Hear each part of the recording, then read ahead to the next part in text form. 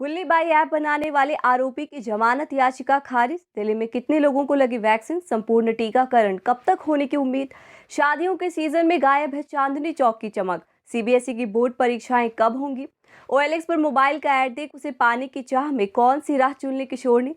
और अगले 2 दिन कैसा रहेगा मौसम का हाल, ठंड से मिलेगी निजात या करना होगा और इंतजार। जानेंगे सारी खबरें आज की टॉप न्यूज में। नमस्कार, मैं हूं सुप्रिया सिंह। शुरुआत करते हैं दिल्ली की 10 बड़ी खबरों की। कोरोना महामारी के खिलाफ शुरू हुई लड़ाई में सबसे बड़ा हथियार वैक्सीनेशन साबित हुआ है। इस महाअभियान का आगाज देश में 1 साल पहले 16 जनवरी के दिन हुआ था। इसी दिन देश की राजधानी दिल्ली में भी टीकाकरण की शुरुआत हुई थी। इस 1 साल के सफर में राजधानी में अभी तक 80% से ज्यादा वयस्क आबादी का पूर्ण टीकाकरण हो चुका है।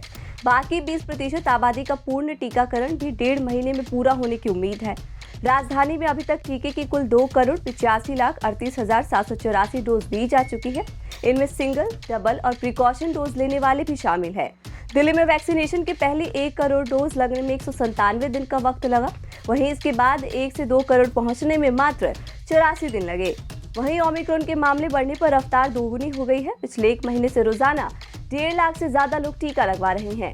विशेषज्ञों के अनुसार दिल्ली में बड़ी संख्या में दूसरे राज्यों के लोग रहते हैं जो यहाँ के मतदाता नहीं हैं। इसके कारण दिल्ली में टीके के सिंगल डोज का आंकड़ा 1 करोड़ 65 लाख के करीब पहुंच गया है। राष्ट्रीय राजधानी में कोविड-19 के बढ़ते प्रकोप के बीच दिल्ली आपदा प्रबंधन प्राधिकरण यानी डीडीएमए ने दिव्यांग व्यक्तियों और सरकार के अलग अलग विभागों और एजेंसियों की गर्भवती महिला कर्मचारियों को कार्यालय आने से छूट दी है। ऐसे कर्मचारी घर से ही काम करेंगे। डीडीएमए ने आदेश में कहा कि लोगों के स्वास्थ्य और सुरक्षा को ध्यान में रखते हुए दिव्यांग व्यक्तियों और गर्भवती महिला कर्मचारियों को दिल्ली सरकार के विभागों, सार्वजनिक उपक्रमों, निगमों, स्वायत्त निकायों, स्थानीय निकायों के कार्यालयों में आवश्यक और गैर आवश्यक सेवाओं से संबंधित ड्यूटी में भाग लेने से छूट दी है। आदेश में यह भी कहा गया है कि ऐसे कर्मचारी घर से काम करते समय अपने मोबाइल फोन या ईमेल के जरिए अपने कार्यालयों से संपर्क में रहेंगे। बुल्ली बाई ऐप बनाने वाले आरोपी नीरज बिश्नोई और सुल्ली डील्स ऐप बनाने वाले आरोपी ओमकारेश्वर ठाकुर दोनों की जमानत याचिका खारिज कर दी गई है। बुल्ली बाई ऐप बनाने वाले आरोपी नीरज बिश्नोई को स्पेशल सेल की आईएफएसओ यूनिट ने असम से गिरफ्तार करके इसकी कस्टडी ली थी। आरोपी के वकीलों की तरफ से जमानत याचिका लगाई गई और पटियाला हाउस कोर्ट में वीडियो कॉन्फ्रेंसिंग के जरिए जमानत याचिका पर सुनवाई की गई। नीरज बिश्नोई के वकीलों की ओर से दलील दी गई कि आरोपी सिर्फ 20 साल का लड़का है और उस पर लगाए गए आरोप बेबुनियाद है। उसने बुल्ली बाई ऐप को किसी महिला की बदनामी के मकसद से नहीं बनाया था और उसके पास से कोई रिकवरी हुई है और ना ही उसकी कस्टडी की आगे जरूरत है। वो काफी दिनों से न्यायिक हिरासत में है, लिहाजा उसे जमानत दे दी जाए। इस पर स्पेशल सेल की आईएफएसओ यूनिट की तरफ से दलील दी गई कि आरोपी ने बुल्ली बाई ऐप बनाई थी और उस पर मुस्लिम महिलाओं की फोटो डालकर नीलामी करने की कोशिश की थी और जिस ट्विटर अकाउंट से ये फोटो शेयर की गई वो सब आरोपी का ही था। लिहाजा केस अभी शुरुआती दौर में है, ऐसे में जमानत ना दी जाए, जिसके बाद जज ने जमानत याचिका खारिज कर दी। देश में कोरोना की तीसरी लहर के बीच कई परीक्षाएं स्थगित और कुछ परीक्षाएं रद्द करनी पड़ी है। हालांकि सीबीएसई और शिक्षा मंत्रालय 10वीं और 12वीं कक्षा की बोर्ड परीक्षाएं तय समय पर आयोजित करवाने के पक्ष में है। अगर किसी कारणवश परीक्षाएं नहीं ली जा सकी तो पहले टर्म की परीक्षाओं के आधार पर 10वीं और 12वीं कक्षा के नतीजों की घोषणा की जाएगी। हालांकि परीक्षा रद्द होने की संभावना कम है। फिलहाल विशेषज्ञों का मानना यही है कि कोरोना की तीसरी लहर बीत जाने के बाद देश भर में लाखों छात्रों के लिए 10वीं और 12वीं कक्षा की सीबीएसई बोर्ड परीक्षाएं आयोजित की जाएंगी। 10वीं और 12वीं कक्षा के टर्म 1 की बोर्ड परीक्षा पहले ही ले चुका है। इस साल मार्च अप्रैल में बोर्ड के दूसरे टर्म की परीक्षा आयोजित की जानी है।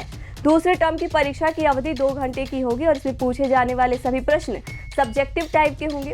वहीं दूसरे टर्म की परीक्षा से संबंधित सैंपल क्वेश्चन पेपर वेबसाइट पर अपलोड कर दिए गए। इसी के साथ मार्किंग स्कीम भी आधिकारिक वेबसाइट पर जारी कर दी गई है। विदेश यात्रा के लिए जरूरी पासपोर्ट के गलत इस्तेमाल से जुड़े कई मामले आपने सुने होंगे। इंदिरा गांधी अंतर्राष्ट्रीय एयरपोर्ट पर एक ही दिन में 2 ऐसे मामले सामने आए जिसमें पुलिस व अन्य सरकारी एजेंसियों की नींद उड़ाकर रखती है। दरअसल पहले मामले में एक यात्री जॉर्डन की राजधानी अम्मान से 11 जनवरी को आईजीआई एयरपोर्ट पर उतरा। यहाँ इमिग्रेशन क्लियरेंस के दौरान जब अधिकारियों ने उसके दस्तावेजों की जांच की तो पता चला कि आरोपी के पासपोर्ट पर साल 2019 के फरवरी महीने में विदेश से लौटकर आने की जानकारी तो है, लेकिन इसके बाद विदेश जाने की कोई भी जानकारी पासपोर्ट पर नहीं है। जब इमिग्रेशन विभाग ने आरोपी से पूछताछ की तो पता चला कि आरोपी यात्री ने दूसरे के पासपोर्ट का इस्तेमाल कर विदेश यात्रा की थी। वहीं दूसरे मामले में भी एक शख्स अमेरिका किसी और के पासपोर्ट से गया था। अब जांच एजेंसियां ये पता करने में जुटी है कि आखिर दूसरे के पासपोर्ट का इस्तेमाल क्यों और किस इरादे से किया गया है। दोनों ही मामलों में आईजीआई थाना पुलिस ने आरोपियों के खिलाफ मामला दर्ज कर छानबीन शुरू कर दी है। मकर संक्रांति के साथ शादियों का मौसम आ गया है, लेकिन दिल्ली के थोक बाजार चांदनी चौक में रौनक गायब है। यहाँ कपड़ों की 50,000 से अधिक तो ज्वेलरी के 1,500 से अधिक कारोबारी प्रतिष्ठान हैं, जिन्हें शादियों के मौसम का बेसब्री से इंतजार रहता है। लेकिन कोरोना संक्रमण के मद्देनजर लगाई गई पाबंदियों के कारण तकरीबन 372 साल पुराने इस बाजार में रौनक नहीं है। और इवन आधार पर एक दिन छोड़कर दुकानें खोलने के आदेश के साथ ही वीकेंड कर्फ्यू के चलते दुकानों को हफ्ते में 2 से 3 दिन ही खोलने का मौका मिल पा रहा है। ऊपर से शादी समारोह में 20 लोगों की मौजूदगी का ही आदेश है। इन सब का असर यहाँ के कारोबार पर है। बिक्री मुश्किल से 20 से 30% ही है। एक अनुमान के मुताबिक इन पाबंदियों से तकरीबन 20,000 करोड़ रुपए की शादी के कारोबार को झटका लगा है। वैसे राष्ट्रीय राजधानी में 2 दिनों में नए संक्रमण के मामले घटे हैं, इसके साथ ही ये कम घातक है। ऐसे में दुकानदारों को उम्मीद है कि इन पाबंदियों से उन्हें कुछ राहत मिल जाएगी। दिल्ली पुलिस की क्राइम ब्रांच ने एक ऐसे गिरोह का पर्दाफाश किया है जो कर्ज दिलाने के नाम पर ठगी करता था। मामले में क्राइम ब्रांच ने दंपत्ति समेत 4 आरोपियों को गिरफ्तार किया है। दरअसल कोरोना संक्रमण के कारण दंपत्ति का काम छूट गया था। ऐसे में दंपत्ति ने पैसा कमाने के लिए ठगी करने की योजना बनाई। गिरफ्तार आरोपियों में यूपी के बुलंदशहर के खुर्जा निवासी गीता चौहान व जितेंद्र सिंह है। मामले में क्राइम ब्रांच ने गीता के पति पुष्पेंद्र व एक अन्य आरोपी हरीश बघेल को करीब 2 महीने पहले ही गिरफ्तार किया था। पुलिस ने इनके पास एक लैपटॉप, 3 मोबाइल व कई सिम कार्ड बरामद किए हैं। इस गिरोह ने दिल्ली, एनसीआर, राजस्थान, हरियाणा, बिहार समेत कई राज्यों के सैकड़ों लोगों से ठगी की है। आरोपी गूगल पर नामी वित्तीय संस्था का विज्ञापन देकर कर्ज देने का झांसा देते थे। कुछ मामलों में आरोपी गीता ने हनी ट्रैप के जरिए पीड़ितों से भी ठगी की है। OLX पर ऐड देकर एक किशोर को मोबाइल इतना पसंद आया कि उसने फोन पाने के लिए अपराध का रास्ता चुन लिया। नागलोई निवासी पीड़ित एक निजी कंपनी में काम करता है। उसने अपना मोबाइल बेचने के लिए OLX पर विज्ञापन दिया। उसका मोबाइल एक किशोर को पसंद आ गया। सौदा तय करने के बाद 13 जनवरी की रात किशोर बाइक पर नागलोई मेट्रो स्टेशन के पास पहुंचा और पीड़ित को फोन दिखाने के लिए बुलाया। वहां से वो पीड़ित और उसके दोस्त को अपनी बाइक पर बिठाकर रेलवे रोड पर ले गया। वहां उसने एक ATM से रुपए निकालने का बहाना किया। ATM से रुपए ना निकालने की बात कहकर वो कुछ देर अपनी बाइक पर ही बैठा रहा। फिर अचानक पीड़ित के हाथ से मोबाइल छीनकर भागने लगा। कुछ देर बाद मोबाइल छीनने वाला किशोर लौटता दिखाई दिया। तभी पीड़ित व उसके दोस्तों ने आरोपी को दबोच लिया और उसे पुलिस के हवाले कर दिया। उसके पास से मोबाइल भी मिल गया है। आपको बता दें, आरोपी नाबालिग है और 10वीं की पढ़ाई कर रहा है। उसने बताया कि उसे किसी भी हाल में फोन लेना था, इसलिए उसने अपराध का रास्ता चुन लिया। बैंड्रा टर्मिनल से हजरत निजामुद्दीन के बीच चलने वाली महाराष्ट्र संपर्क क्रांति फिर से पटरी पर उतरेगी। कोरोना संक्रमण की वजह से इसका परिचालन बंद हो गया था। अब ये फिर से पटरी पर लौट रही है। बैंड्रा टर्मिनल से 26 जनवरी से और हजरत निजामुद्दीन से 27 जनवरी से ये ट्रेन चलेगी। बैंड्रा टर्मिनल से ट्रेन शाम को 5:30 बजे रवाना होगी और अगले दिन सुबह 10:15 बजे हजरत निजामुद्दीन स्टेशन पहुंचेगी। वहीं कड़ाके की ठंड व कोहरे से भी ट्रेनों के परिचालन पर असर पड़ रहा है। कई गाड़ियां 1 से 2 घंटे की देरी से चल रही हैं। सहारनपुर पुरानी दिल्ली एक्सप्रेस, कोलकाता राजधानी, भुवनेश्वर राजधानी लगभग 2 घंटे की देरी से और सिकंदराबाद हजरत निजामुद्दीन राजधानी एक्सप्रेस, इस्लामपुर नई दिल्ली सुपरफास्ट एक्सप्रेस व अमृतसर इंदौर एक्सप्रेस 2 घंटे से ज्यादा। वहीं बरेली नई दिल्ली इंटरसिटी एक्सप्रेस, बनारस नई दिल्ली सुपरफास्ट एक्सप्रेस लगभग 1.5 घंटे की देरी से अपने गंतव्य स्थान पर पहुंची।